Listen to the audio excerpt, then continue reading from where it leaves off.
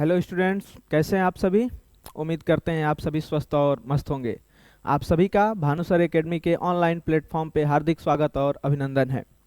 आज उपस्थित हुए हैं हम आप सभी के समक्ष एक नई श्रृंखला के साथ। जी हाँ, वर्ष 2023 के जितने भी करेंट अफेयर्स हैं उनको एक श्रृंखला के माध्यम से हम लोग समाप्त करेंगे।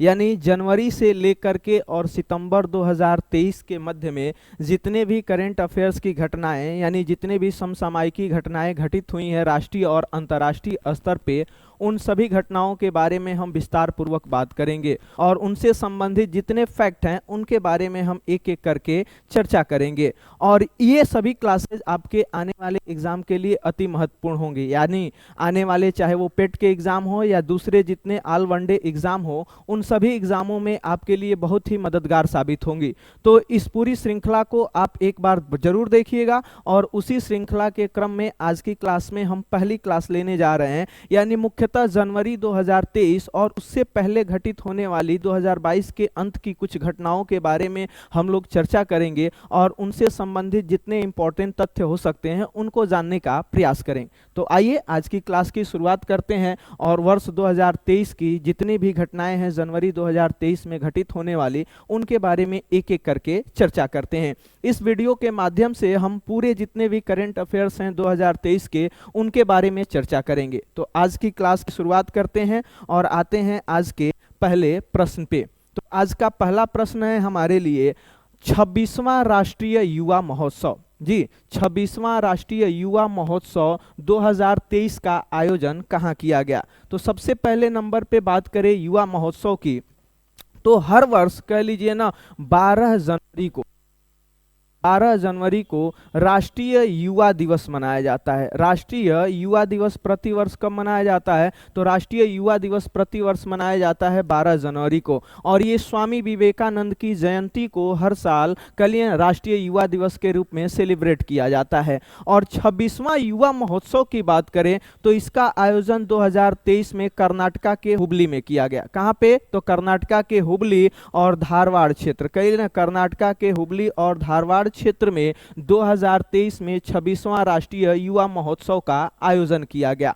अगर हम बात करें कभी विश्व युवा दिवस की बात करें तो विश्व युवा दिवस प्रतिवर्ष मनाया जाता है 12 अगस्त को। कब, तो प्रतिवर्ष 12 अगस्त को मनाया जाता है विश्व युवा दिवस।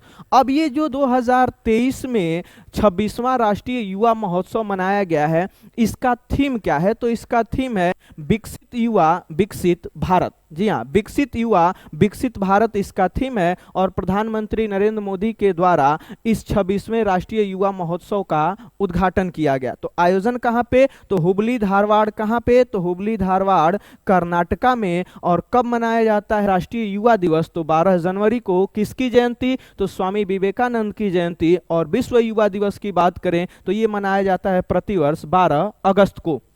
अब थोड़े और बिंदुओं पे बात करते हैं और इससे संबंधित जितने ऑप्शन दिए गए हैं इनके बारे में एक एक करके कुछ हम जानने का प्रयास करते हैं। तो हुबली की बात करें तो हुबली से एक और पॉइंट आप भविष्य में याद रख सकते हैं, अभी सबसे लंबा रेलवे प्लेटफॉर्म भी स्थापित किया गया है। कहाँ पे, हुबली धारवाड़ में। और लगभग 1.5 किलोमीटर लंबे प्लेटफॉर्म की आधारशिला कहाँ, तो हुबली धारवाड़। इससे पहले हम पढ़ते थे सबसे लंबा प्लेटफॉर्म गोरखपुर प्लेटफॉर्म है, लेकिन उसको पीछे छोड़ते हुए सबसे लंबा प्लेटफॉर्म बनने का दर्जा प्राप्त कर लिया है किसने, तो कर्नाटका के हुबली धारवाड़ ने। और इस प्लेटफॉर्म की लंबाई कितनी, तो 1.5 किलोमीटर। अब बात करें यहाँ पे ऑप्शन है नागपुर। तो नागपुर के बारे में अगर बात करें हम तो हम जानते हैं कि नागपुर महाराष्ट्र में स्थित एक शहर है जिसे संतरों के नाम से संतरों के उत्पादन के लिए जाना जाता है, यानी संतरों का शहर कहा जाता है महाराष्ट्र के नागपुर को। और यहाँ से करंट आपको याद रखनी है कि 108वीं भारतीय विज्ञान कांग्रेस का आयोजन कहाँ किया गया, तो 108वीं भारतीय विज्ञान कांग्रेस का आयोजन किया गया नागपुर में। और इसका आयोजन कहाँ किया गया, तो संत तुकडोजी, कहाँ याद रखना है, संत तुकडोजी विश्वविद्यालय। संत तुकडोजी विश्वविद्यालय कहाँ पे, तो संत तुकडोजी विश्वविद्यालय नागपुर में 108वीं भारतीय विज्ञान कांग्रेस का आयोजन किया गया। अब बात करें जबलपुर की, तो देश का भूवैज्ञानिक पार्क, देश का पहला भूवैज्ञानिक पार्क स्थापित किया गया है मध्य प्रदेश के शहर कहाँ पे, तो जबलपुर। और जबलपुर के बारे में हम पढ़ते हैं, नर्मदा नदी के तट पर स्थित एक शहर है मध्य प्रदेश का, कौन, जबलपुर।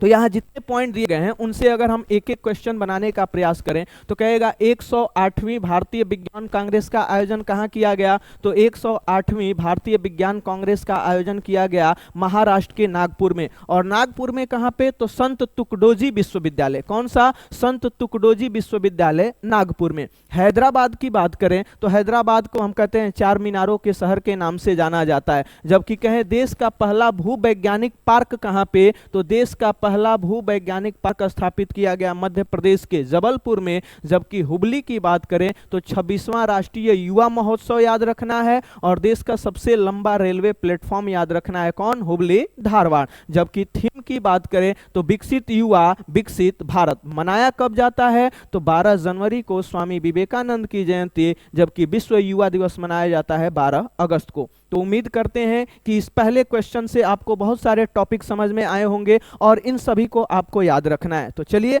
आज की क्लास में बात करते हैं दूसरे प्रश्न पे, और दूसरा प्रश्न है हमारे सामने, 5G तकनीक वाला देश का पहला आकांक्षी जिला।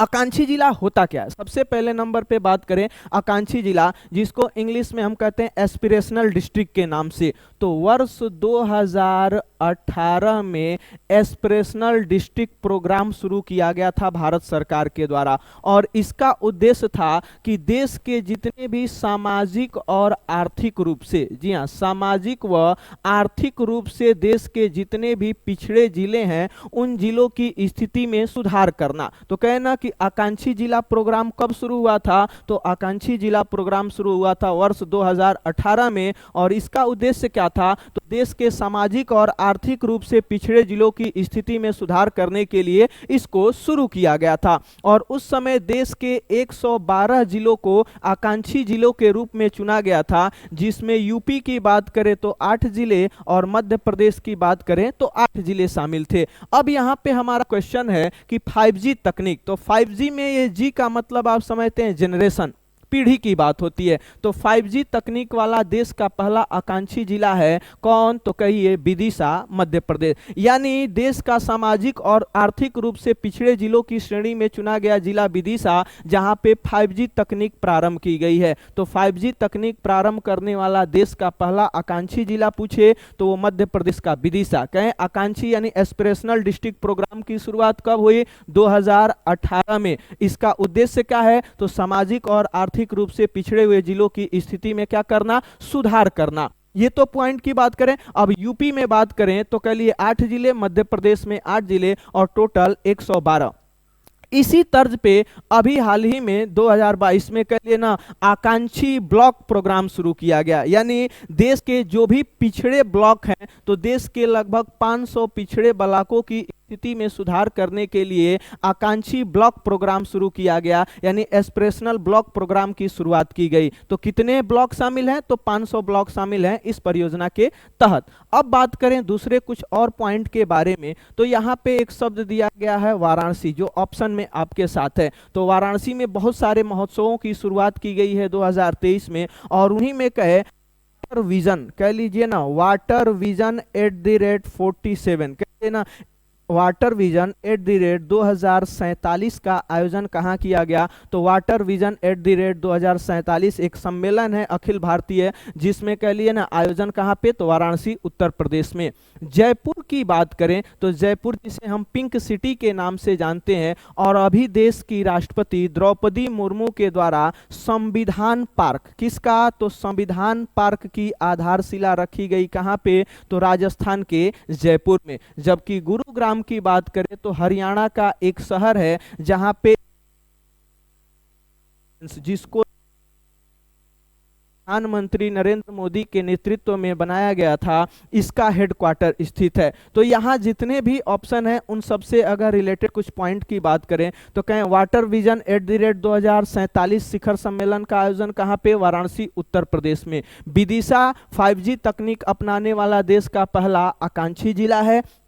जबकि कहें संविधान पार्क का उद्घाटन या कह लिए ना कि आधारशिला कहाँ पे रखी गई, तो जयपुर राजस्थान में राष्ट्रपति द्रौपदी मुर्मू द्वारा। और गुरुग्राम में किसका हेडक्वार्टर है, तो इंटरनेशनल सोलर अलायंस का, जो बना था 2015 में। तो इनसे रिलेटेड जितने पॉइंट हैं उम्मीद करते हैं आपको समझ में आए होंगे। अब बात करते हैं अगले पॉइंट की। तो अगला हमारा आज का प्रोग्राम कह लिए ना क्वेश्चन की बात करें तो मैंग्रोव वनों को बढ़ावा देने के लिए प्रारंभ की गई योजना कौन सी। तो जी हाँ, मैंग्रोव वनों को बढ़ावा देने के लिए योजना है मिष्टी योजना। अब ये बहुत चर्चित, तो कहें ना 2023 का जब बजट पेश किया गया तो 2023 के बजट में मिष्टी योजना की शुरुआत करने की घोषणा की गई वित्त मंत्रालय के द्वारा। तो ये मिष्टी योजना क्या है, तो कहें मैंग्रोव वनों को बढ़ावा देने की योजना है मिष्टी योजना। अब आपके मन में आ रहा हो ये मैंग्रोव वन क्या होते हैं, तो मैंग्रोव वन मुख्यतः कह लीजिए ना तटीय क्षेत्रों में, यानी जो समुद्र तट या नदियों का तटीय क्षेत्र है उन तटीय क्षेत्रों में खारे जल में या अर्ध खारे जल में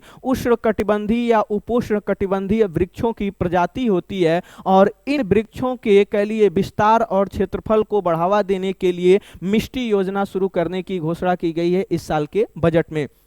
तो पहला कहें मैंग्रोव वन क्या होते हैं, तो कह लिए तटीय क्षेत्रों में खारे जल में होने वाले वनों की एक प्रजाति है और इसके विकास के लिए मिष्टी योजना शुरू करने की घोषणा की गई 2023 के बजट में। अब बात करें यहाँ पे श्री अन्न योजना, तो मोटे अनाजों के उत्पादन को बढ़ावा देने के लिए, किसको, तो मोटे अनाजों के उत्पादन को बढ़ावा देने की योजना है कौन सी, श्री अन्न योजना। और वर्ष 2023 को मोटे अनाजों के वर्ष के रूप में घोषित किया गया है, जबकि अभी मोटे अनाजों को नाम दिया गया है क्या, श्री अन्न। तो कहना मोटे अनाजों का नाम क्या, तो श्री अन्न। और मोटे अनाजों के लिए उत्पादन को बढ़ावा देने के लिए श्री अन्न योजना। और वर्ष 2023 को किस वर्ष के रूप में घोषित किया गया, तो वर्ष 2023 को मोटे अनाजों के अंतर्राष्ट्रीय वर्ष के रूप में घोषित किया गया है। यहाँ पे अगले ऑप्शन की बात करें पीएम विश्वकर्मा योजना, तो अभी हाल ही में प्रधानमंत्री की जयंती 17 सितंबर 2023 को पीएम विश्वकर्मा योजना की शुरुआत की गई और 2023 के बजट में इस योजना की घोषणा की गई थी। और इसके तहत शिल्पकारों और जो कारीगर हैं उन कारीगरों को कम ब्याज दर पे कह लीजिए ना धनराशि या वित्तीय सहायता उपलब्ध कराने की योजना है पीएम विश्वकर्मा योजना। इसके तहत शिल्पकारों और कारीगरों को 2 चरणों में 3 लाख रुपए की वित्तीय सहायता प्रदान की जाएगी और ये सहायता 5% के लिए ब्याज दर पे मिलेगी। तो कहना यहाँ पे जितनी योजनाएं की बात करें तो श्री अन्न योजना, तो मोटे अनाजों के उत्पादन को बढ़ावा देने की योजना, वर्ष 2023 को किस वर्ष के रूप में घोषित किया गया, तो मोटे अनाजों के अंतर्राष्ट्रीय वर्ष के रूप में घोषित किया गया। उसके बाद कहें मोटे अनाजों को नाम क्या दिया गया, तो मोटे अनाजों को नाम दिया गया श्री अन्न। जबकि मिष्टी योजना किसके है, तो मैंग्रोव वनों के विस्तार के लिए मिष्टी योजना। और पीएम विश्वकर्मा योजना की बात करें तो शिल्पकारों और कारीगरों को वित्तीय सहायता देने की योजना है कौन सी, तो पीएम विश्वकर्मा योजना, जिसकी शुरुआत हुई 17 सितंबर 2023 को। तो ये पूरे पॉइंट है इस क्वेश्चन से। अब आते हैं अगले प्रश्न पे और अगला प्रश्न है काशी तमिल संगमम। बहुत ही इंपॉर्टेंट ये प्रश्न आपके लिए। तो काशी तमिल संगमम की बात करें तो काशी तमिल संगमम का आयोजन किया गया वाराणसी में। कहाँ पे, तो कह लीजिए काशी तमिल संगमम का आयोजन किया गया वाराणसी उत्तर प्रदेश में। अब ये काशी तमिल संगमम क्या है, तो कहना उत्तर भारत और दक्षिण भारत की संस्कृति और सभ्यता का मिलाप करने के लिए, कह लिए ना उत्तर भारत और दक्षिण भारत की सभ्यता व संस्कृति का मिलाप करने के लिए एक सम्मेलन है जिसको नाम दिया गया काशी तमिल संगमम। और 2022 के अंत में नवंबर में इसका आयोजन किया गया कहाँ पे, तो कह लीजिए वाराणसी में। अब बात करें इसी अवसर पे काशी तमिल एक्सप्रेस की भी कह लीजिए ना शुरुआत की गई, जो उत्तर भारत को दक्षिण भारत से जोड़ने का काम करेगी, उत्तर प्रदेश को तमिलनाडु से जोड़ने का काम करेगी। तो कहे काशी तमिल संगमम का आयोजन कहाँ पे, वाराणसी उत्तर प्रदेश में। और कह लीजिए ना ये है क्या, तो कहिए उत्तर भारत और दक्षिण भारत की संस्कृति और सभ्यता का मिलाप करने के लिए। अब बात करें कुछ और ऑप्शनों के बारे में, तो पहला ऑप्शन है लखनऊ। तो अभी कहे ना कि राष्ट्रीय जलवायु कह लीजिए सम्मेलन का आयोजन कहाँ किया, तो राष्ट्रीय जलवायु सम्मेलन 2023 का आयोजन, क्या याद रखना है, राष्ट्रीय जलवायु सम्मेलन 2023 का आयोजन उत्तर प्रदेश की राजधानी लखनऊ में किया गया। जबकि वाराणसी से कुछ और फैक्ट की हम बात करें तो कहीं वन वर्ल्ड टीबी समिट, क्या याद रखना है, वन वर्ल्ड टीबी समिट, क्या याद रखना है, वन वर्ल्ड टीबी समिट 2023 का आयोजन कहां पे, तो 2023 में वन वर्ल्ड टीबी समिट का आयोजन भी किया गया वाराणसी उत्तर प्रदेश में। अब बात करें वन वर्ल्ड टीबी समिट क्या है, तो कह लिए ना कि टीबी के उन्मूलन के लिए वैश्विक स्तर पे चलाए जाने वाले अभियान को नाम दिया गया वन वर्ल्ड टीबी समिट। की बात करें तो विश्व टीबी दिवस की बात करें तो विश्व टीबी दिवस प्रति वर्ष मनाया जाता है कब, तो 24 मार्च को। टीबी यानी ट्यूबरकुलोसिस या तपेरिकल ना कि क्षय रोग के उन्मूलन के लिए दिवस मनाया जाता है प्रति वर्ष कब, 24 मार्च को। और 2023 का थीम था yes we can end TB, क्या था, yes we can end TB इसका थीम रखा गया था। अब कुछ और बात करें तो कह लिए ना कि टीबी के उन्मूलन का भारत में लक्ष्य रखा गया है 2025 तक, जबकि यदि वैश्विक लक्ष्य की बात करें तो वैश्विक लक्ष्य रखा गया है कब तक, तो कहिए भारत से टीबी के उन्मूलन का लक्ष्य कब तक, 2025 तक, और वैश्विक स्तर पे टीबी के उन्मूलन का लक्ष्य रखा गया है कब, तो 2030 तक। यहाँ एक और ऑप्शन है मोहाली, तो मोहाली शहर है पंजाब का, और यहाँ पे कह लीजिए ना राष्ट्रीय जीनोम, क्या याद रखना है,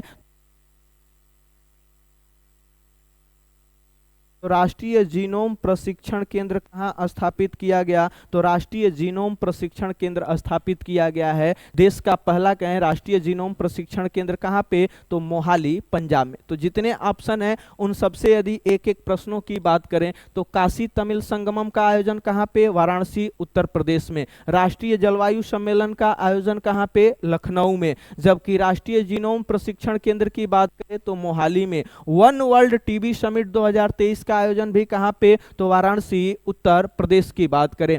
टीबी दिवस कब मनाया जाता है, 24 मार्च को मनाया जाता है 2023 में। इसकी थीम क्या है, तो yes we can end TB की बात करें। राष्ट्रीय स्तर पे इसके समापन का लक्ष्य है 2025 तक, जबकि वैश्विक स्तर पे इसका लक्ष्य है कब तक, तो 2030 तक। तो उम्मीद करते हैं ये पूरा पॉइंट आपको समझ में आया होगा। अब बात करते हैं अगले प्रश्न के बारे में। तो अगला प्रश्न बहुत ही इंपॉर्टेंट है, जनवरी 2023 से रिलेटेड। तो आइए एक एक करके बात करते हैं इस पे।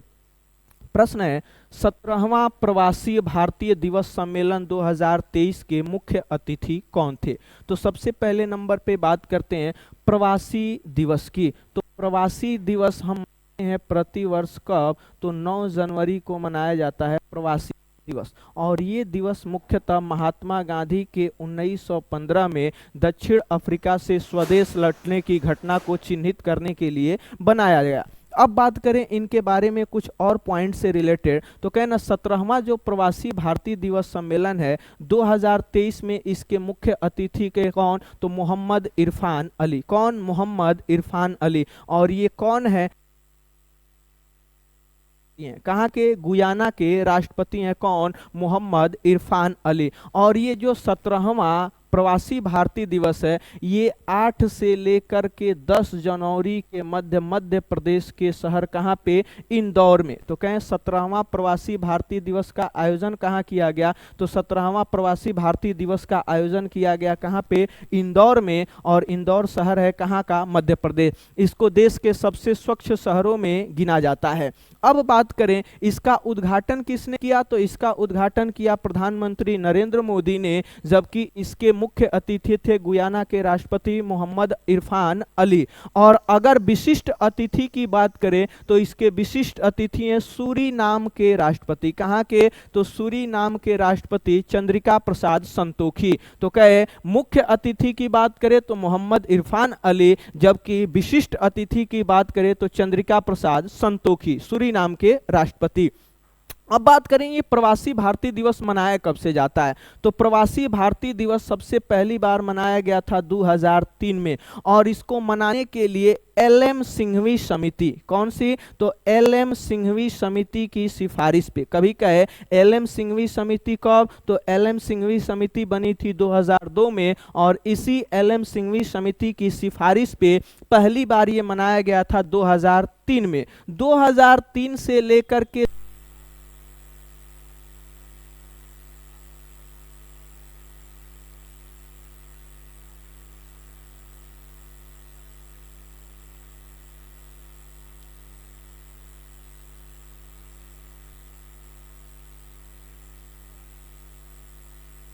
अतिथि पूछे तो चंद्रिका प्रसाद संतोखी, सूरीनाम के राष्ट्रपति। उद्घाटन किसने किया, तो इस सम्मेलन का उद्घाटन किया किसने, प्रधानमंत्री नरेंद्र मोदी ने। जबकि बात करें कब से कब, तो 8 से 10 जनवरी को इसका आयोजन किया गया मध्य प्रदेश के शहर कहां पे, इंदौर में। पहली बार कब मनाया गया प्रवासी भारतीय दिवस, 2003 में। मनाने के लिए कौन सी समिति के द्वारा सिफारिश की गई, तो एल.एम. सिंघवी समिति 2002 में बनी, इसके द्वारा। अब बात करें कुछ और, तो 2023 में राष्ट्रपति के द्वारा 27 व्यक्तियों को प्रवासी भारतीय सम्मान देने की, तो प्रवासी भारतीय सम्मान देने की घोषणा कितने व्यक्तियों को 2023 में की गई है, तो 27 व्यक्तियों को। उम्मीद करते हैं ये जितने भी पॉइंट है इस क्वेश्चन से रिलेटेड वो आपको कंफर्म हो गए होंगे और आसानी से इनके बारे में जान सकते। इसमें एक और ऑप्शन है अब्दुल फतेह अल सीसी। तो अब्दुल फतेह अल सीसी की यदि हम बात करें तो ये मिस्र के राष्ट्रपति हैं। कहाँ के, मिस्र के राष्ट्रपति हैं। और मिस्र के राष्ट्रपति अब्दुल फतेह सीसी ये 74वें गणतंत्र दिवस 2023, 74वें गणतंत्र दिवस 2023 के कौन थे, मुख्य अतिथि। तो कहें 74वें गणतंत्र दिवस 2023 के मुख्य अतिथि कौन, तो अब्दुल फतेह अल सीसी। और ये कौन है, मिस्र के राष्ट्रपति। मोहम्मद इरफान अली 17वें प्रवासी भारतीय दिवस के कौन है, तो मुख्य अतिथि। अब यहाँ पे जो देश आए हैं, गुआना। तो अगर बात करें गुआना की राजधानी कहाँ, तो जॉर्ज टाउन। ये दक्षिणी अमेरिका महाद्वीप का एक देश है। जबकि सूरीनाम भी दक्षिणी अमेरिका महाद्वीप का एक देश है जिसकी राजधानी परामैरिबो होती है। तो परामैरिबो कैपिटल सूरीनाम की, जबकि गुयाना की राजधानी कहां होती है, जॉर्ज टाउन। तो उम्मीद करते हैं ये चारों ऑप्शन और इस क्वेश्चन से रिलेटेड जितने पॉइंट हैं वो आपको कंफर्म हो गए होंगे। आइए अब बात करते हैं अगले प्रश्न के बारे में। तो अगला प्रश्न, जनवरी 2023 में चर्चा आपने सुनी हो, तो चर्चा क्या, तो दुनिया के सबसे लंबे रिवर क्रूज की, यानी कहे सबसे लंबे नदी जहाज की बात करें तो दुनिया के सबसे लंबे रिवर क्रूज का नाम है एमवी गंगा विलास। क्या नाम है, एमवी गंगा विलास। और इसका उद्घाटन शुभारंभ किया गया 13 जनवरी को, किसके द्वारा, तो प्रधानमंत्री नरेंद्र मोदी के द्वारा। और ये जो एमवी गंगा विलास है ये दुनिया का सबसे लंबा नदी रिवर क्रूज है जो वाराणसी से, कहां से, तो वाराणसी से डिब्रूगढ़। डिब्रूगढ़ कहां पे, तो डिब्रूगढ़ असम में। और यहां जगह है बोगीविल। कौन सी, बोगीविल। तो कहिए उत्तर प्रदेश के वाराणसी से असम के बोगीविल डिब्रूगढ़ तक के लिए दुनिया की सबसे लंबी रिवर क्रूज का आयोजन संचालन किया गया जिसका नाम है एमवी गंगा विलास। इसका उद्घाटन कल लिए ऑनलाइन तरीके से 13 जनवरी को प्रधानमंत्री नरेंद्र मोदी के द्वारा किया गया। अपनी इस 51 दिन की यात्रा में ये जो नदी क्रूज है कुल 3200 किलोमीटर की दूरी को तय किया। कितना, तो 3200 किलोमीटर की दूरी को तय किया। और इस दौरान ये 5 राज्यों से होकर के, कितने राज्यों से, तो 5 राज्यों। कौन कौन, तो यूपी, यूपी के बाद बिहार, बिहार के बाद झारखंड, झारखंड के बाद वेस्ट बंगाल, पश्चिम बंगाल, और अंत में कौन सा, आसाम की बात करें तो कहें एमवी गंगा विलास कितने राज्यों से होकर के, तो 5 राज्य। कौन, उत्तर प्रदेश, बिहार, झारखंड, वेस्ट बंगाल और असम। जबकि ये जो नदी क्रूज के लिए 27 नदी प्रणालियों से, कितने, तो 27 नदी प्रणालियों से होकर के गुजरा। और ये 5 राज्यों के साथ साथ 2 देशों से, कौन, 2 देश कौन कौन, तो 2 देश, एक रखिएगा नाम भारत का, जबकि दूसरा नाम याद रखिएगा कौन सा, बांग्लादेश। तो क्वेश्चन हमारा क्या था, कहें कि दुनिया के सबसे लंबे रिवर क्रूज का नाम क्या है, तो दुनिया के सबसे लंबे रिवर क्रूज का नाम है एमवी गंगा विलास। इसका संचालन कहां से कहां, तो वाराणसी से डिब्रूगढ़ असम तक इसका संचालन। कुल कितनी दूरी इसने तय की, तो 3200 किलोमीटर की दूरी तय की। उद्घाटन 13 जनवरी को इसका किसके द्वारा, प्रधानमंत्री नरेंद्र। कितने राज्यों से, 5 राज्यों से। ये संचालन कितने देशों से होकर, 2 देश, भारत और कह लीजिए कितने नदी तंत्रों से होकर के, तो 27 नदी तंत्रों से होकर के इसका संचालन किया गया। उसके अलावा अगर बात करें इस एमवी गंगा विलास की, तो इस एमवी गंगा विलास की लंबाई की बात करें तो 62.5 मीटर की बात करें, जबकि इसकी चौड़ाई की बात करें तो 12.8 मीटर। यानी एमवी गंगा विलास जो दुनिया का सबसे लंबा नदी क्रूज है, तो इसकी लंबाई की बात करें तो 62.5 मीटर, जबकि इसकी चौड़ाई की बात करें तो 12.8 मीटर। अब उम्मीद करते हैं इस पॉइंट से रिलेटेड जितने टॉपिक हैं वो सब कंप्लीट हो गए होंगे। आइए बात करते हैं अगले प्रश्न की। तो अगला प्रश्न बहुत से ज़्यादा इंपॉर्टेंट क्वेश्चन है, सियाचिन में ऑपरेशनल रूप से तैयार होने वाली पहली महिला अधिकारी कौन है। तो बात करें सियाचिन की, तो ये सियाचिन कह लिए दुनिया के सबसे ऊंचे युद्ध क्षेत्रों में से एक माना जाता है। दुनिया के सबसे ऊंचे युद्ध क्षेत्र की बात करें तो दुनिया के सबसे युद्ध क्षेत्र सबसे ऊंचा वाला कौन, सियाचिन। और ये पृथ्वी तल से कह लीजिए लगभग 15,632 कह लीजिए फीट की ऊंचाई पे तैनाती दी गई है। किसको, तो कैप्टन शिवा चौहान को। तो कहें कि सबसे ऊंचे युद्ध क्षेत्र में तैयार होने वाली या तैनात होने वाली कह लीजिए महिला कौन है, तो कैप्टन शिवा चौहान। और कैप्टन शिवा चौहान की बात करें तो मुख्यतः ये राजस्थान राज्य से बिलोंग करती हैं और ये मुख्यतः फायर एंड फ्यूरी कोर की महिला अधिकारी है और इनकी तैनाती सियाचिन के कुमार पोस्ट पे की गई है। तो सियाचिन में स्थित है कुमार पोस्ट जिसकी ऊंचाई 15,632 फीट और दुनिया के सबसे ऊंचे युद्ध क्षेत्र में तैनात होने वाली महिला अधिकारी बनी है कौन, शिवा चौहान। तो इनके बारे में पूरा पॉइंट आपको समझ में आया होगा। अब जो और ऑप्शन दिए गए हैं उनमें एक नाम चर्चा में है, सानिया मिर्जा। तो ये सानिया मिर्जा टेनिस वाली नहीं है, ये सानिया मिर्जा कह लीजिए ना पहली मुस्लिम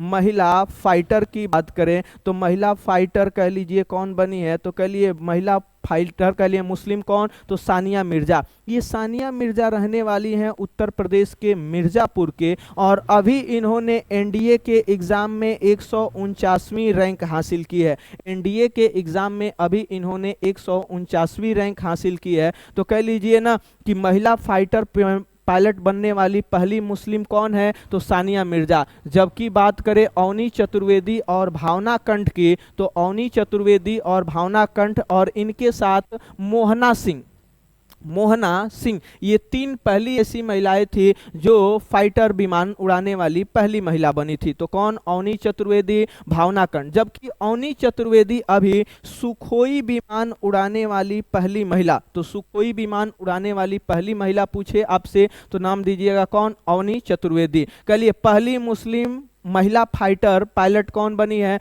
तो पहली मुस्लिम महिला फाइटर पायलट बनी है कौन, सानिया मिर्जा की बात करें। शिवा चौहान तो सबसे ऊंचे युद्ध क्षेत्र में तैयार होने वाली पहली महिला अधिकारी बनी है। जबकि भावना कंठ, अवनी चतुर्वेदी और मोहना सिंह संयुक्त रूप से कह लीजिए ना महिला फाइटर पायलट बनने वाली संयुक्त रूप से 3 महिलाएं हैं।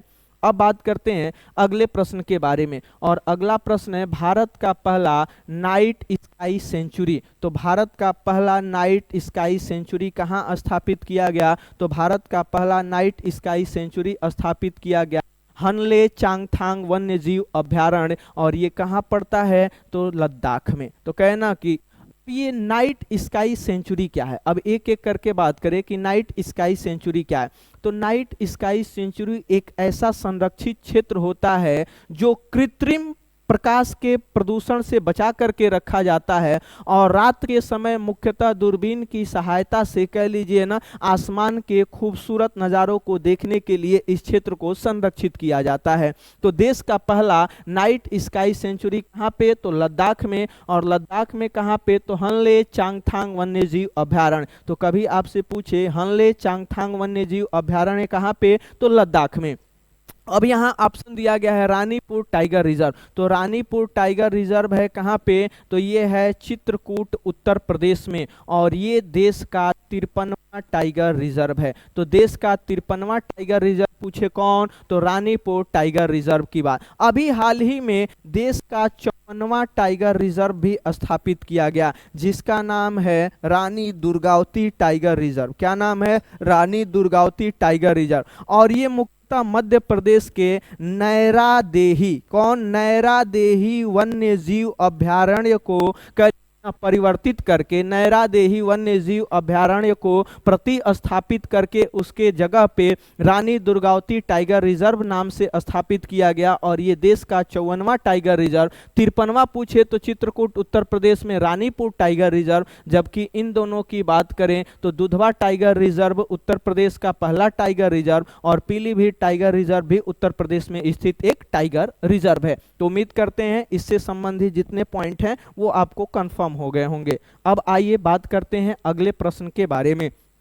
तो अगला प्रश्न है, देश का सबसे बड़ा कंप्रेस्ड बायोगैस प्लांट कहां पे। तो अभी पेट्रोलियम मंत्री कह लीजिए ना, हरदीप सिंह पुरी के द्वारा जनवरी 2023 में देश के सबसे बड़े कंप्रेस्ड बायोगैस प्लांट का उद्घाटन पंजाब के संगरूर में किया गया। कहां पे, तो पंजाब के संगरूर में। ये देश के साथ साथ एशिया का भी सबसे बड़ा कह लीजिए ना कि बायोगैस प्लांट है, और इसका उद्घाटन किसके द्वारा, तो कह लीजिए हरदीप सिंह पुरी के द्वारा किया गया। कहां पे, तो संगरूर पंजाब में। अब कुछ और ऑप्शन है, इनके बारे में बात करें तो लेह में बात करें, लेह लद्दाख की, तो देश का पहला कार्बन तटस्थ, देश का पहला कार्बन तटस्थ कह लीजिए ना हवा, कह लीजिए देश का पहला कार्बन तटस्थ हवाई अड्डा कहां पे स्थापित किया गया, तो देश का पहला कार्बन तटस्थ हवाई अड्डा स्थापित किया गया लेह लद्दाख में।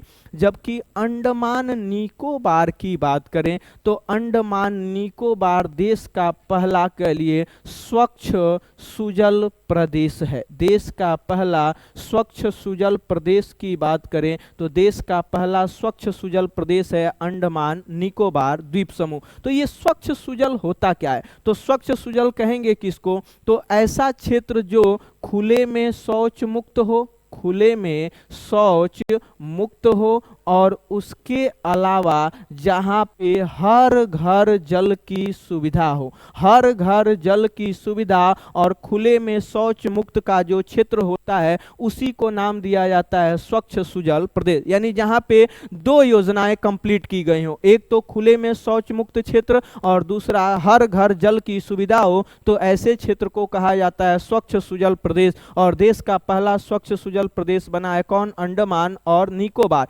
जबकि पूर्णिया की बात करें तो पूर्णिया बिहार के पूर्वी जिलों में से एक जिला है जो कह लीजिए वेस्ट बंगाल यानी पश्चिम बंगाल के साथ अपनी सीमा साझा करता है। और देश का पहला इथेनॉल संयंत्र, कहे ना, देश का पहला इथेनॉल संयंत्र कहाँ पे, तो देश का पहला इथेनॉल संयंत्र स्थापित किया गया कहाँ पे, तो बिहार के पूर्णिया में, जिसका उद्घाटन मुख्यमंत्री नीतीश कुमार के द्वारा किया गया। तो चार यहाँ पे क्वेश्चन है जिनको एक एक करके हम बात करते हैं। तो कहे एशिया और देश के सबसे बड़े कंप्रेस्ड बायोगैस प्लांट को कहाँ स्थापित, तो संगरूर पंजाब में। जबकि बात करें देश का पहला कार्बन तटस्थ हवाई अड्डा कहाँ पे, तो लेह लद्दाख में। अंडमान निकोबार, तो देश का पहला स्वच्छ सुजल प्रदेश की बात करें तो कौन, अंडमान और निकोबार। जबकि देश का पहला इथेनॉल संयंत्र कहां पे, तो बिहार के पूर्णिया में। उम्मीद करते हैं ये पूरे पॉइंट आपको समझ में आए होंगे।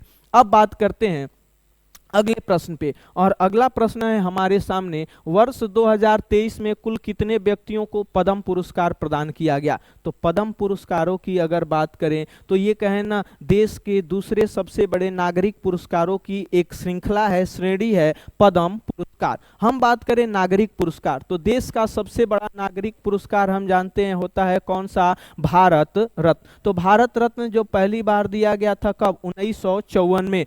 पद्म पुरस्कार भी पहली बार प्रदान किए गए थे कब, तो कहिए 1954 में। ये दोनों नागरिक पुरस्कारों की श्रेणी में आते हैं और पद्म पुरस्कारों को मुख्यतः हम 3 श्रेणियों में बांट के पढ़ते हैं। एक होता है पद्म विभूषण की बात करें, दूसरा होता है पद्म भूषण और तीसरा होता है पद्म श्री की बात करें। तो इन तीनों श्रेणियों को मिला करके हम कहते हैं पद्म पुरस्कार। तो अभी 2023 में राष्ट्रपति द्रौपदी मुर्मू के द्वारा कुल 106 व्यक्तियों को पद्म पुरस्कार देने की स्वीकृति प्रदान की गई। तो कहेगा 2023 में कुल कितने व्यक्तियों को पद्म पुरस्कार, तो 106 व्यक्तियों को। अब इनमें से पद्म भूषण की बात करें तो 6 व्यक्तियों को, पद्म विभूषण 6 व्यक्तियों को, पद्म भूषण की बात करें तो 9 व्यक्तियों को और पद्म श्री की बात करें तो 91 व्यक्तियों को। तो कहें इन सब की श्रृंखला की बात करें तो 2023 में कुल पद्म पुरस्कार कहे तो जवाब दीजिएगा 106,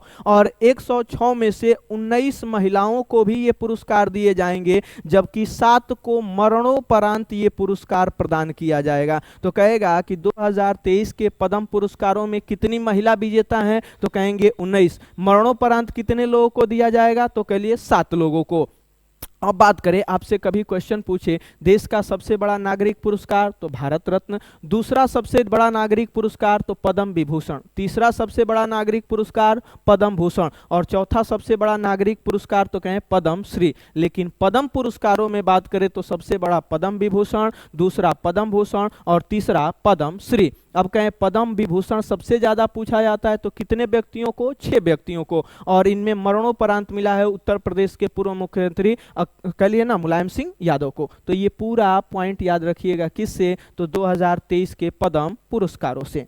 आइए अब बात करते हैं अगले प्रश्न के बारे में। और अगला प्रश्न ये एग्जाम में आया हुआ क्वेश्चन है और ये बहुत इंपॉर्टेंट है आपके लिए। क्वेश्चन है हमारा, जगा मिशन किस राज्य से संबंधित है। तो आइए एक एक करके बात करते हैं जगा मिशन के बारे। ये जगा मिशन है क्या, तो सबसे पहले इसके आंसर की बात करें तो जगा मिशन शुरू किया गया कहाँ पे, तो जगा मिशन शुरू किया गया है कहाँ पे, तो जगा मिशन की शुरुआत की गई कहाँ, तो ओडिशा राज्य में। कह लीजिए ना, ओडिशा राज्य में शुरू किया गया कौन सा, जगा मिशन। ये जगा मिशन है क्या, तो कह लीजिए ना, झुग्गियों के कह लीजिए ना अपग्रेडेशन के लिए प्रारंभ की गई ये दुनिया की सबसे बड़ी योजना है। यानी कह लिए स्लम एरिया में जो रहने वाले लोग हैं उनके लिए भवन या घरों का निर्माण करने की सबसे बड़ी योजना है जिसका नाम है जगा मिशन। और ये ओडिशा सरकार के द्वारा शुरू की गई है और इसके प्रतिनिधि के रूप में ओडिशा के मुख्यमंत्री कह लिए नवीन पटनायक के नेतृत्व में ये दुनिया की सबसे बड़ी कह लीजिए ना कि झुग्गी झोपड़ियों के अपग्रेडेशन की सबसे बड़ी योजना है जिसका नाम है जगा मिशन। और इस योजना को 2023 में यूएन यानी यूनाइटेड नेशन के वर्ल्ड हैबिटेट अवार्ड से, किससे, तो वर्ल्ड हैबिटेट अवार्ड से सम्मानित किया गया है। तो वर्ल्ड हैबिटेट अवार्ड यानी विश्व पर्यावास पुरस्कार 2023 किसको प्रदान किया गया, तो वर्ल्ड हैबिटेट अवार्ड प्रदान किया गया है ओडिशा के जगा मिशन को। कहे जगा मिशन क्या है, तो ओडिशा में लगभग 3000 झोपड़ियों के अपग्रेडेशन की योजना है जो कह लीजिए ना ओडिशा सरकार के नेतृत्व में चलाई जा रही है। तो ये पूरा पॉइंट आप याद रखेंगे किससे। और एक पॉइंट की बात करें, वर्ल्ड हैबिटेट डे की बात करें तो वर्ल्ड हैबिटेट डे प्रतिवर्ष मनाया जाता है कब, 2 अक्टूबर को। अब ये पॉइंट है। कुछ और पॉइंट की बात करें कर्नाटका में, तो कर्नाटका में एक जगह याद, देवनहल्ली, कौन सी, तो देवनहल्ली। और ये क्यों चर्चा में रहा जनवरी 2023 में, तो यहाँ देश का पहला जासूसी प्रशिक्षण केंद्र, देश का पहला जासूसी प्रशिक्षण केंद्र कहाँ पे, तो देश का पहला जासूसी प्रशिक्षण केंद्र कर्नाटक के देवनहल्ली में स्थापित किया गया जिसका उद्घाटन गृह मंत्री अमित शाह के द्वारा किया गया। जबकि त्रिपुरा की बात करें तो मतदाताओं को जागरूक करने के लिए यहाँ पे एक अभियान अभियान चलाया गया जिसका नाम था 929 अभियान। तो कहे 929 अभियान किस राज्य से संबंधित है? तो 929 अभियान संबंधित है त्रिपुरा राज्य से, और इसका उद्देश्य क्या है? तो मतदाताओं को जागरूक करना। तो इससे इंपॉर्टेंट बात करें, जग्गा मिशन किस राज्य से? तो उड़ीसा से। क्या है? तो झुग्गी झोपड़ियों को अपग्रेडेशन करने की एक पहल है, एक योजना है, जिसको 2023 में संयुक्त राष्ट्र के वर्ल्ड हैबिटेट अवार्ड से सम्मानित किया गया है। जबकि देवनहल्ली कहां पे? तो कर्नाटक में एक जगह है जहां देश का पहला जासूसी प्रशिक्षण केंद्र स्थापित किया गया। जबकि त्रिपुरा में एक अभियान चलाया गया जिसका नाम है 929 अभियान, और इसके तहत क्या? तो कह लिए मतदाताओं को जागरूक करने का कार्य किया गया। ठीक है, अब बात करते हैं अगले प्रश्न पे, और अगला प्रश्न बहुत ज्यादा इंपॉर्टेंट है। तो अगला प्रश्न है हमारे सामने, देश का पहला संविधान साक्षर जिला। जी हाँ, तो देश का पहला संविधान साक्षर जिला बना है केरल का कोल्लम। कौन सा? केरल का कोल्लम। संविधान साक्षर से मतलब क्या है? यानी 10 वर्ष से अधिक उम्र के जितने भी व्यक्ति हैं, जितने भी लोग हैं, उनको संविधान के बारे में जागरूक करने की एक पहल चलाई गई केरल में, और ऐसा करने वाला देश का पहला जिला बना है कौन सा? कोल्लम। तो कहना कोल्लम देश का पहला संविधान साक्षर जिला है। कहां का? तो केरल का। अब बात करें दूसरे ऑप्शन की, त्रिशूर। तो त्रिशूर के बारे में बात करें तो डिजिटल बैंकिंग सेवा शुरू करने वाला। कैसा? तो कहें डिजिटल बैंकिंग सेवा शुरू करने वाला देश का पहला जिला कौन? तो डिजिटल बैंकिंग सेवा शुरू करने वाला देश का पहला जिला है कौन? त्रिशूर। पहला अगर राज्य की बात करें तो पहला राज्य कौन सा? तो दो क्वेश्चन कहे, देश का पहला डिजिटल बैंकिंग सेवा शुरू करने वाला जिला कहेगा तो त्रिशूर, जबकि राज्य कहे तो कौन? केरल। जबकि संविधान साक्षर जिला कहे तो कोल्लम। वायनाड, इसके बारे में बहुत ज्यादा चर्चा आपने सुनी होगी। ये राहुल गांधी का संसदीय क्षेत्र है। और वायनाड क्यों चर्चा में है? तो सभी जनजातियों को, कह लीजिए ना, सभी जनजातियों को बुनियादी दस्तावेज मुहैया कराने वाला देश का पहला जिला है कौन सा? वायनाड। तो सभी जनजातियों को बुनियादी दस्तावेज यानी डॉक्यूमेंट प्रोवाइड करने वाला देश का पहला जिला है कौन सा? वायनाड की बात करें। जबकि जयपुर पिंक सिटी राजस्थान हम बात करते हैं, और अभी हमने पढ़ा कि राष्ट्रपति द्रौपदी मुर्मू के द्वारा यहाँ पे संविधान पार्क की स्थापना की गई। तो उम्मीद करते हैं ये पूरा पॉइंट आपको समझ में आया होगा। तो चलते हैं अगले प्रश्न के बारे में, और अगला प्रश्न है सुन्नी बांध जल विद्युत परियोजना। तो सुन्नी बांध जल विद्युत परियोजना किस राज्य से?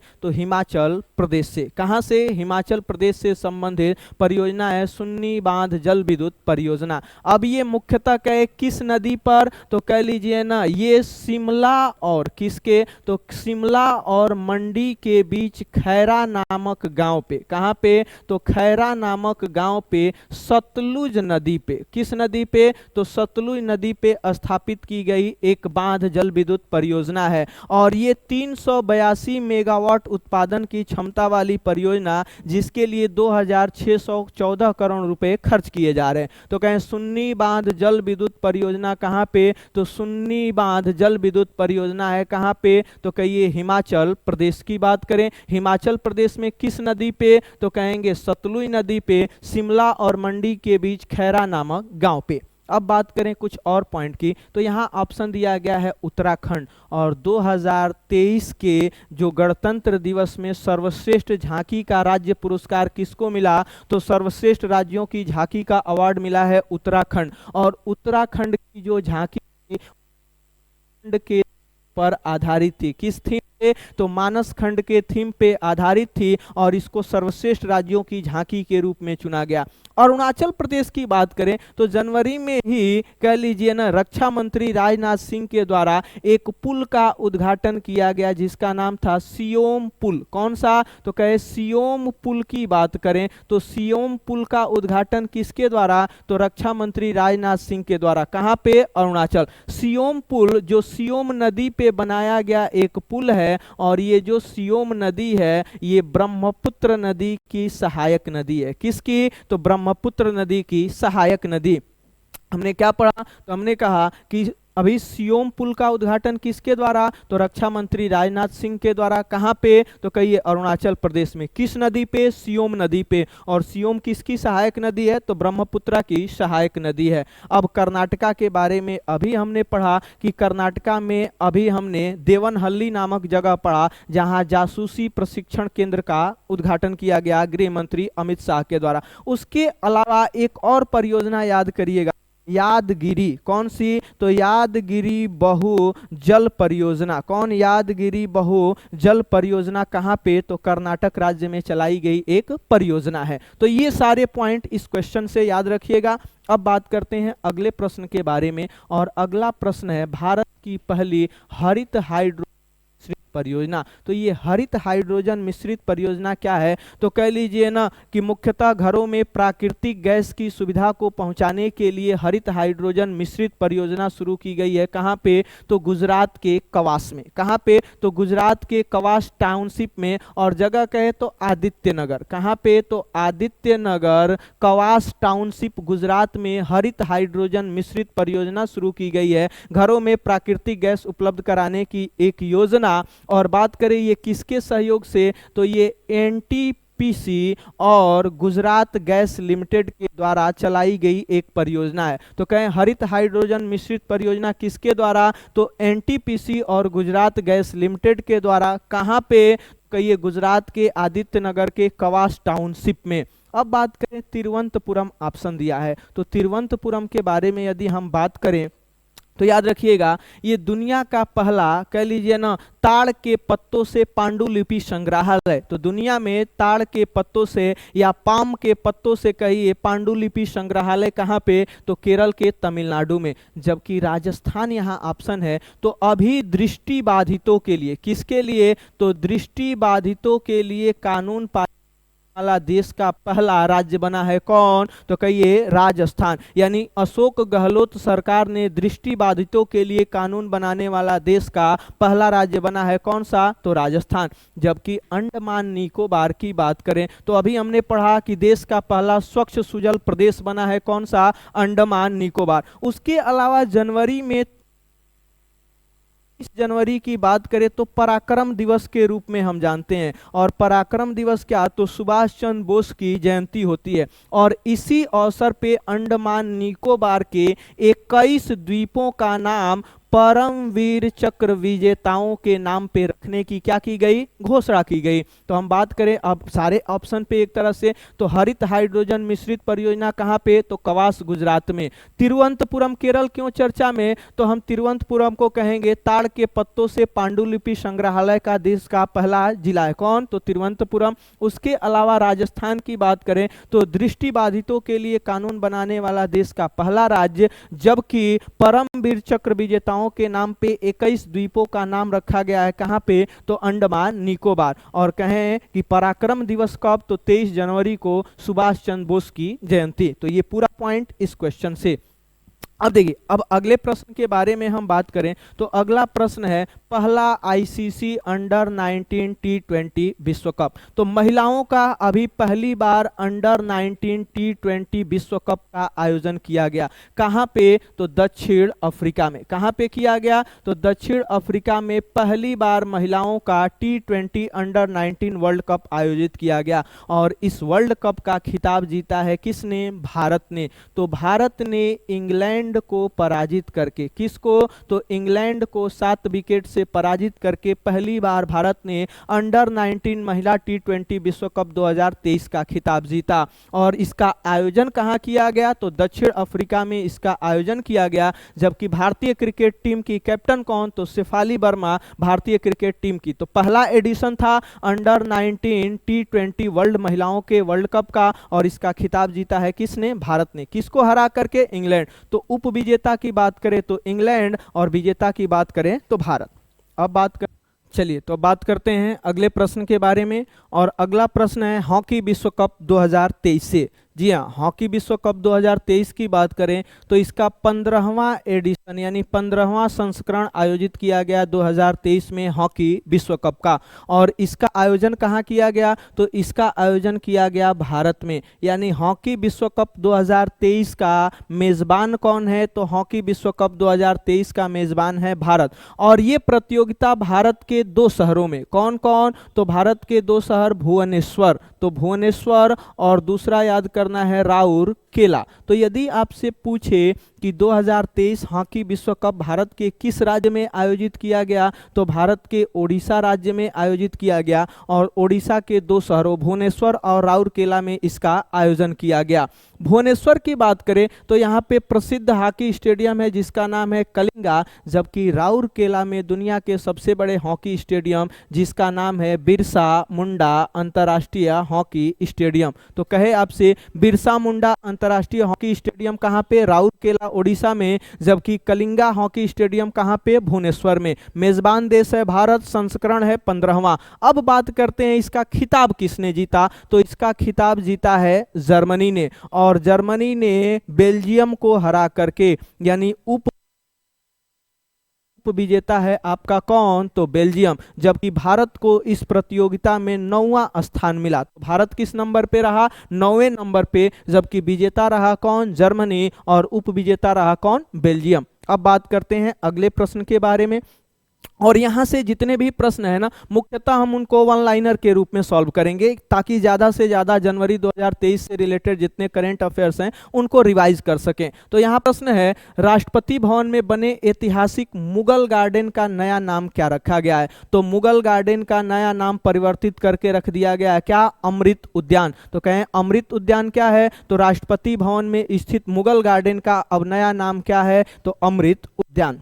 अब बात करें अगले प्रश्न के बारे में। तो अगला प्रश्न है न्यूजीलैंड के नए प्रधानमंत्री। तो न्यूजीलैंड के नए प्रधानमंत्री बने हैं क्रिस हिप्किंस। अभी जैसिंडा आर्डन के इस्तीफा के पश्चात, महिला प्रधानमंत्री थी जैसिंडा आर्डन, और जैसिंडा आर्डन के इस्तीफा देने के पश्चात क्रिस हिप्किंस को बनाया गया है न्यूजीलैंड का नया प्रधानमंत्री। अब न्यूजीलैंड की बात करें कुछ फैक्ट, तो न्यूजीलैंड मुख्यतः ऑस्ट्रेलिया महाद्वीप या इसी को ओसेनिया द्वीप समूह के नाम से हम जानते हैं। तो ओसेनिया या ऑस्ट्रेलिया महाद्वीप के अंतर्गत स्थित एक देश है जिसे कीवियों का देश कहा जाता है। कीवी का देश किसे कहा जाता है? तो न्यूजीलैंड को कहा जाता है, जबकि इसको दक्षिण का ब्रिटेन भी कहा जाता है। तो कभी कहे दक्षिण का ब्रिटेन किसको कहा जाता है? तो दक्षिण का ब्रिटेन कहा जाता है न्यूजीलैंड को। और इसकी राजधानी होती है वेलिंगटन। कहाँ होती है? तो इसकी राजधानी है वेलिंगटन। और इसको दुनिया की सबसे दक्षिणी राजधानी के रूप में, तो कहे दुनिया की सबसे दक्षिणी राजधानी के रूप में किसे जाना जाता है? तो न्यूजीलैंड की राजधानी वेलिंगटन को। तो ये पूरे पॉइंट आप इनसे रिवाइज रखिएगा। अब बात करते हैं अगले प्रश्न के बारे में। और अगला प्रश्न है मिस यूनिवर्स 2022। तो मिस यूनिवर्स जिसे हम ब्रह्मांड सुंदरी के नाम से जानते हैं, और ब्रह्मांड सुंदरी यानी मिस यूनिवर्स वर्ष 1952 से आयोजित होने वाली एक सौंदर्य प्रतियोगिता है। क्या है? तो एक सौंदर्य प्रतियोगिता है। और 2022 में इसका खिताब जीता है आर बॉनी गैब्रियल ने। तो अमेरिका की सुंदरी आर बॉनी गैब्रियल ने 2022 के मिस यूनिवर्स का खिताब जीता।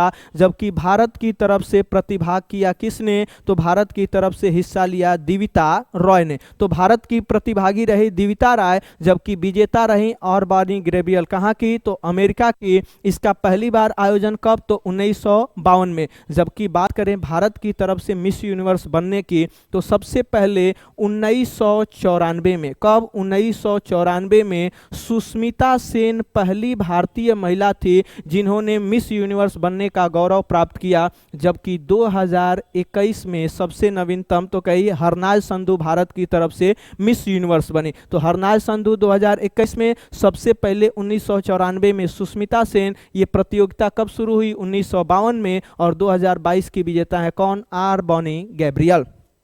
आइए बात करते हैं अगले प्रश्न के बारे में। और अगला प्रश्न है भारत में सबसे गहरा मेट्रो स्टेशन कहां बनाया जाएगा? जी, भविष्य की बात हो रही है कि भारत में सबसे गहरा मेट्रो स्टेशन कहां पे। तो भारत में सबसे गहरा मेट्रो स्टेशन बनेगा पुणे महाराष्ट्र में। तो पुणे महाराष्ट्र में सिविल कोर्ट कहाँ पे, तो सिविल कोर्ट इंटरचेंज, कहाँ पे, तो civil court interchange metro station होगा पुणे में। और ये सबसे गहरा रेलवे मेट्रो स्टेशन होगा भारत का, जो पृथ्वी तल से कह लीजिए 33.1 मीटर की गहराई पे, कितना, तो 33.1 मीटर की गहराई पे होगा कौन, तो कहिए कि पुणे में सिविल कोर्ट मेट्रो। लेकिन वर्तमान की बात करें तो वर्तमान में सबसे गहरा मेट्रो स्टेशन है कौन, तो कलकत्ता में हावड़ा मैदान, कौन सा, तो कहिए हावड़ा मैदान मेट्रो स्टेशन वर्तमान में हमारे देश का सबसे गहरा मेट्रो स्टेशन है। जबकि भविष्य में सबसे गहरा मेट्रो स्टेशन कहां बनेगा,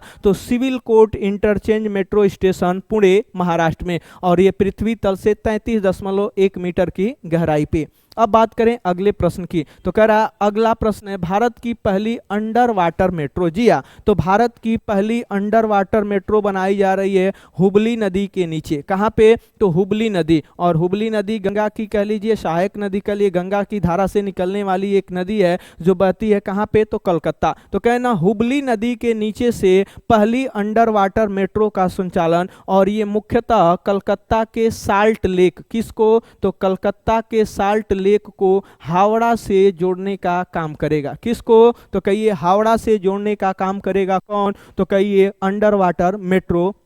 तो कहें देश की पहली अंडर वाटर मेट्रो कहाँ पे, तो कलकत्ता में। कलकत्ता में ये किसको जोड़ेगी, तो साल्ट लेक मेट्रो स्टेशन को हावड़ा मेट्रो स्टेशन से, और ये किस नदी के किनारे, तो कहिए हुबली नदी के नीचे 500 मीटर की दूरी तक ये कहिए अंडर वाटर मेट्रो की एक योजना है। तो ये पूरा याद रख सकते हैं कहाँ से, तो कहिए कलकत्ता। अब बात करते हैं अगले प्रश्न के बारे में, और अगला प्रश्न है हाइड्रोजन से चलने वाली ट्रेन शुरू करने वाला एशिया का पहला देश। तो हाइड्रोजन से चलने वाली ट्रेन शुरू करने वाला एशिया महाद्वीप का पहला देश है चाइना। जबकि विश्व की बात करें यानी दुनिया में बात करें हाइड्रोजन से चलने वाली पहली ट्रेन कहाँ पे चली, तो हाइड्रोजन से चलने वाली पहली ट्रेन दुनिया में बात करें तो जर्मनी, और एशिया में बात करें तो कहाँ पे, तो चाइना में। अब बात करते हैं अगले प्रश्न, और अगला प्रश्न है उत्तर प्रदेश की पहली महिला पुलिस कमिश्नर। जी हाँ, उत्तर प्रदेश की पहली महिला पुलिस कमिश्नर बनी है कौन, लक्ष्मी सिंह को लेडी सिंघम के नाम से जाना जाता है, लेडी सिंघम के नाम से। ये 2000 बैच की आईपीएस अधिकारी हैं, और हाल ही में इनको गौतम बुद्ध नगर जिले का, कहाँ पे, तो गौतम बुद्ध नगर, उत्तर प्रदेश के सबसे साक्षर जिलों के रूप में जाना जाता है कौन, गौतम बुद्ध नगर। और इस गौतम बुद्ध नगर का जिला मुख्यालय होता है कहाँ पे, नोएडा। तो गौतम बुद्ध नगर की पहली महिला पुलिस कमिश्नर भी बनी है, और उत्तर प्रदेश की पहली महिला पुलिस कमिश्नर बनी है कौन, तो लक्ष्मी सिंह। तो इनका नाम याद रखिएगा। अब बात करते हैं कि अभी भारत की पहली हरित ऊर्जा आधारित सौर पैनल निर्माण फैक्ट्री, जी हाँ, सौर पैनल बनाने की भारत में फैक्ट्री बनाई जा रही है कहाँ पे, तो उत्तराखंड के रुद्रपुर में, कहाँ पे, उत्तराखंड के रुद्रपुर में। और ल्यूमिनस पावर के द्वारा इसका निर्माण किया जा रहा है, और इसका निर्माण कहाँ पे, तो उत्तराखंड के रुद्रपुर में। और यहाँ का संचालन कह लीजिए ना दिसंबर 2023 तक, यानी 2023 के अंत में इस सौर पैनल निर्माण फैक्ट्री का कार्य संपन्न हो जाएगा, और वहां से उत्पादन शुरू हो जाएगा। और अभी हमने बात की थी आईएसए के बारे में, यानी इंटरनेशनल सोलर अलायंस के बारे में। तो हमने कहा अंतर्राष्ट्रीय सौर गठबंधन जो 2015 में सौर ऊर्जा को बढ़ावा देने के उद्देश्य से बना था, और इसका हेडक्वार्टर कहाँ पे, तो कह लीजिए ना हरियाणा के गुरुग्राम में। तो ये सारे पॉइंट आप यहाँ से याद रख सकते हैं। अब बात करते हैं अगले प्रश्न के बारे में, और अगला प्रश्न है बीआरओ की विदेशी परियोजना के तहत नियुक्त होने वाली पहली भारतीय महिला अधिकारी हैं। बीआरओ यानी बॉर्डर रोड ऑर्गेनाइजेशन की बात करें तो बीआरओ के तहत किसी विदेशी परियोजना में नियुक्त होने वाली पहली महिला अधिकारी हैं कैप्टन सुरभि जखमोला। तो कैप्टन सुरभि जखमोला मुख्यतः बीआरओ के तहत कह लीजिए ना दंतक परियोजना के तहत, कौन सी, तो दंतक परियोजना के तहत विदेश में नियुक्त होने वाली पहली महिला अधिकारी हैं। तो ये दंतक परियोजना कहाँ चलाई जाती है, तो ये दंतक परियोजना मुख्यतः चलाई जाती है कहाँ पे, भूटान में, और इसकी शुरुआत हुई थी वर्ष 1961 में। तो दंतक परियोजना कहे किस देश के साथ, भूटान के साथ, और इसी दंतक परियोजना के साथ विदेश में नियुक्त होने वाली बीआरओ की पहली महिला अधिकारी हैं कौन, तो कैप्टन सुरभि जखमोला।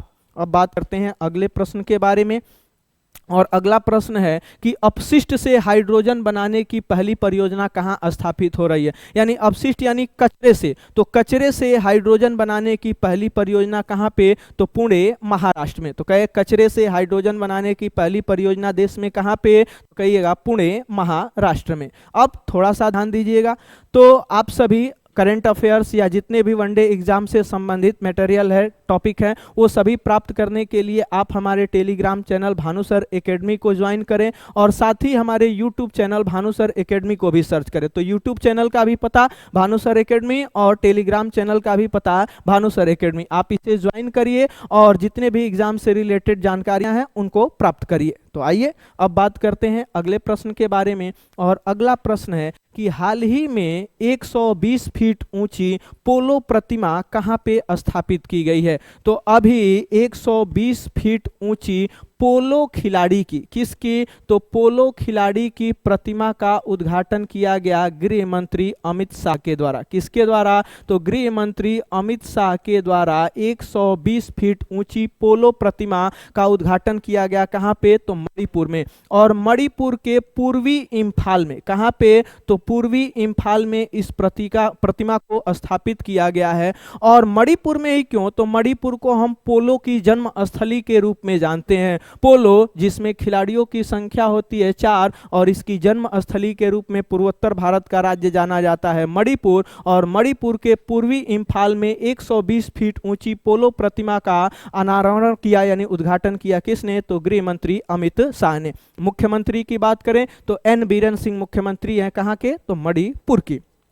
अब बात करते हैं अगले प्रश्न। तो अगला प्रश्न है कोयला गैसीकरण उर्वरक संयंत्र, देश का पहला कोयला गैसीकरण उर्वरक संयंत्र स्थापित किया जा रहा है। कहां पे, ओडिशा में, और इसको अक्टूबर 2024 तक प्रारंभ होने की संभावना है। और इसको ओडिशा के तलचर नामक जगह पे, कहां पे, तो ओडिशा के तलचर नामक जगह पे कोयला गैसीकरण उर्वरक संयंत्र स्थापित किया जाएगा, जिसका प्रारंभ होगा कब, अक्टूबर 2024 तक।